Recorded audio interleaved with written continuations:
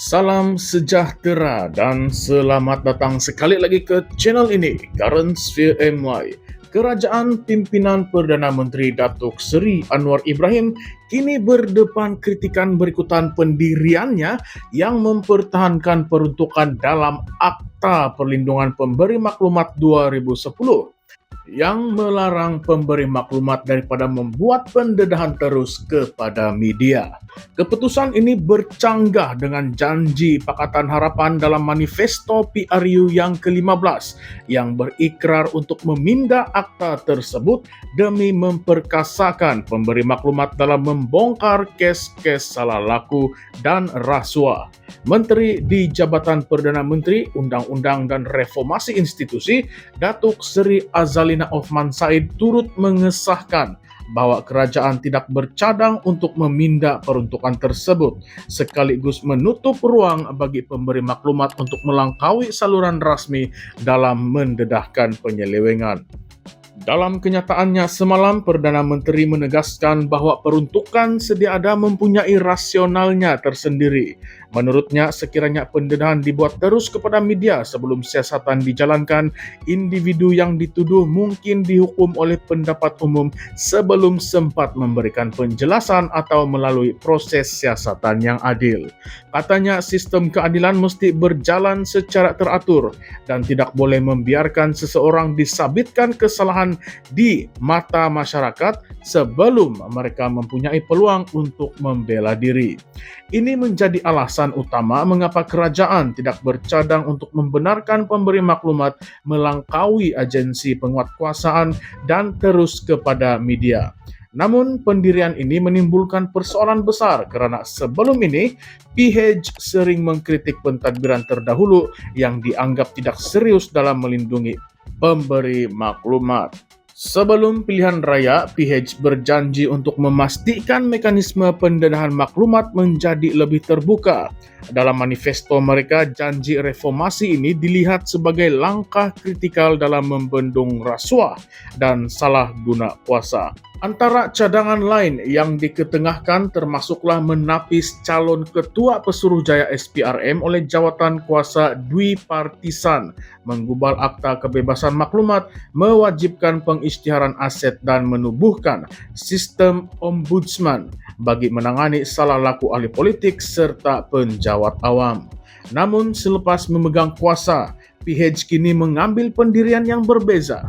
Anwar menyatakan bahwa undang-undang sedia ada sudah memadai dan mempunyai justifikasi yang kukuh. Tetapi bagi rakyat yang mengundi mereka dengan harapan reformasi menyeluruh akan dilaksanakan, kenyataan ini ibarat satu pengkhianatan terhadap prinsip yang mereka perjuangkan dahulu. Azalina Othman Said menjelaskan bahwa Malaysia belum bersedia untuk memberi kebebasan penuh kepada pemberi maklumat seperti yang diamalkan di beberapa negara maju. Menurutnya, pemberi maklumat wajib melaporkan kepada agensi penguatkuasaan terlebih dahulu yang kemudiannya akan dinilai sama ada pendedahan tersebut perlu diklasifikasikan sebagai kes baru atau sekadar kes lama yang tidak memerlukan tindakan lanjut. Dia turut menyatakan bahwa beberapa pindaan lain sedang dipertimbangkan, termasuklah mencegah konflik dengan undang-undang sedia ada serta memperkenalkan skala ganjaran bagi menggalakkan pemberi maklumat tampil ke hadapan. Walaupun begitu, pendekatan langkah demi langkah ini mengundang persoalan besar. Mengapakah PH tidak bersungguh-sungguh dalam memastikan pemberi maklumat mendapat perlindungan yang lebih menyeluruh?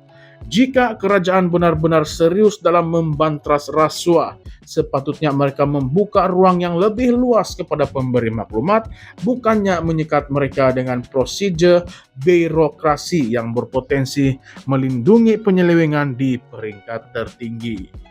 Isu pemberi maklumat ini semakin hangat selepas laporan Malaysia kini mengenai dakwaan rasuah melibatkan beberapa adun Sabah. Seorang ahli perniagaan tampil mendedahkan satu siri video yang mengaitkan beberapa wakil rakyat negeri itu dalam perbincangan berhubung sogokan bagi mendapatkan lesen eksplorasi perlombongan. Namun, tanpa kebebasan untuk membuat pendedahan secara terbuka. Sejauh manakah kes ini akan disiasat dengan telus? Ketua Menteri Sabah Datuk Seri Haji Jinor menafikan dakwaan tersebut dan menyifatkannya sebagai cubaan untuk menggugat kerajaan negeri serta mencemarkan reputasinya menjelang pilihan raya negeri Sabah yang semakin hampir. Dalam kes seperti ini, persoalan yang timbul ialah apakah akan berlaku sekiranya pemberi maklumat dipaksa mengikut saluran rasmi tetapi akhirnya kes itu disenyapkan atau diputar-belitkan oleh pihak berkepentingan. Keputusan kerajaan ini menimbulkan banyak persoalan dan perdebatan yang lebih besar. Yang pertama, apakah kerajaan benar-benar komited dalam memerangi rasuah atau hanya bercakap kosong? Manifesto PH secara jelas berjanji untuk memindah Akta Perlindungan Pemberi Maklumat, tetapi kini kerajaan mempertahankan peruntukan sedia ada. Adakah ini bukti bahwa janji reformasi hanya digunakan sebagai modal politik semasa pilihan raya? Yang kedua, adakah keputusan ini melindungi pemimpin politik daripada skandal? Jika pemberi maklumat hanya boleh mendedahkan kes kepada agensi penguatkuasaan, adakah ia akan menjamin siasatan yang adil? Apa jaminan bahwa pihak berkuasa akan bertindak tanpa dipengaruhi oleh kepentingan politik? Yang ketiga, mengapa Pakatan Harapan meniru pendekatan BN, sedangkan mereka sebelum ini mengkritiknya? PH sebelum ini mengecam Barisan Nasional kerana melindungi elit politik daripada pendedahan rasuah, tetapi kini mereka mengambil langkah yang sama. Adakah ini menunjukkan bahwa mana-mana parti yang berkuasa akhirnya akan memilih untuk melindungi diri sendiri? Selain itu, adakah pemberi maklumat benar-benar dilindungi tanpa jaminan bahwa agensi penguatkuasaan akan bertindak dengan segera dan telus? Adakah ini bermaksud pemberi maklumat akan terus takut untuk tampil ke hadapan? Contohnya, dalam kes Adun Sabah, jika pemberi maklumat hanya boleh melapor kepada SPRM, adakah kita akan melihat tindakan segera atau kes itu akan senyap begitu sahaja? Apakah yang menghalang kerajaan daripada memperkenalkan mekanisme yang lebih bebas dan lebih menjamin ketelusan dalam pendedahan maklumat? Adakah kerajaan bimbang bahawa kebebasan sebegini akan memberi kesan kepada pemimpin politik mereka sendiri? Keputusan ini jelas memberi impak besar kepada kepercayaan rakyat terhadap integriti kerajaan. Sekiranya janji-janji reformasi yang sebelum ini dilaungkan hanya tinggal retorik kosong, rakyat mungkin akan melihat PH sebagai sebuah parti yang sama sahaja dengan kerajaan-kerajaan terdahulu yang mereka sendiri menentang. Persoalannya sekarang, apakah kita sedang melihat satu lagi episod hipokrasi dalam politik Malaysia? Atau adakah benar kerajaan mempunyai alasan kukuh untuk mengekalkan peruntukan ini?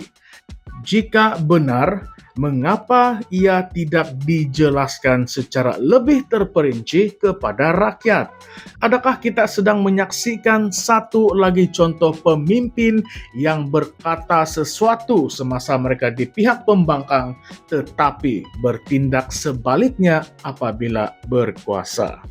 Apakah pendapat Anda semua? Adakah Pakatan Harapan mengkhianati janji reformasi mereka atau ada sebab yang lebih kukuh di sebalik keputusan ini? Kongsikan pandangan Anda di ruangan komen di bawah dan jangan lupa untuk like, share, dan subscribe kepada channel ini, Current Sphere MY. Sekian sahaja untuk isu atau ulasan pada video kali ini. Kita jumpa lagi di ulasan yang akan datang. Terima kasih semua.